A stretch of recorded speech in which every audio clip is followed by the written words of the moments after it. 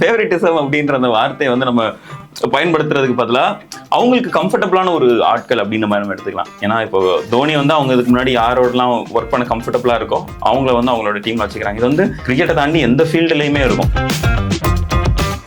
இப்போ ஆனா கங்குலியோட இதெல்லாம் பாத்தீங்க அப்படின்னா ஷேவாக் வந்து டெய்ல் அண்டர்ல இருந்த பிளேயர், அதாவது லோவர் டவுன்ல இருக்கிற பிளேயருக்கு முன்னாடி போடுறது, சண்டை போட்டு ஓப்பனிங் இறக்கி வைக்கிறதா இருக்கட்டும்.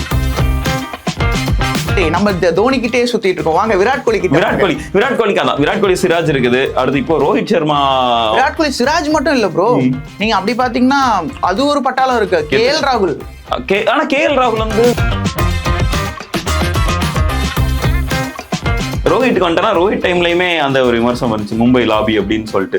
மும்பை லாபி காலங்காலமா இருக்கு. ஆமா, அதாவது இது வந்து மும்பை இந்தியன்ஸ் லாபின்ற மாதிரி நம்ம எடுத்துக்கலாம். ரோஹித்க்கு வந்து என்னன்னா அவருடைய பும்ரா மாதிரியான ஆட்களா இருக்கட்டும். ஹர்திக் வந்து அதுக்கு முன்னாடி வந்துட்டாரு தோனி டைமே. மோஸ்ட்லி ரோஹித் கேப்டன்சி எடுக்கும் போது ஆல்ரெடி ஒரு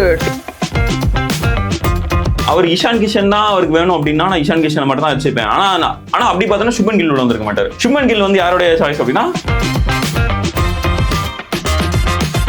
நான் ஒரு செஞ்சுரி அடிச்சேன், அடுத்த 14 மேட்ச் நான் உட்கார வச்சிட்டாரு தோனி. அவருக்கு என்ன பிடிக்கல அப்படிங்கிற மாதிரி ஒருத்தர் சொல்ல. இர்ஃபான் பத்தான் வந்து இன்னும் ரொம்ப ஒரு மாதிரி பிளண்டா ஒரு ஸ்டேட்மெண்ட் விட்டாரு. வேற ஹுக்கா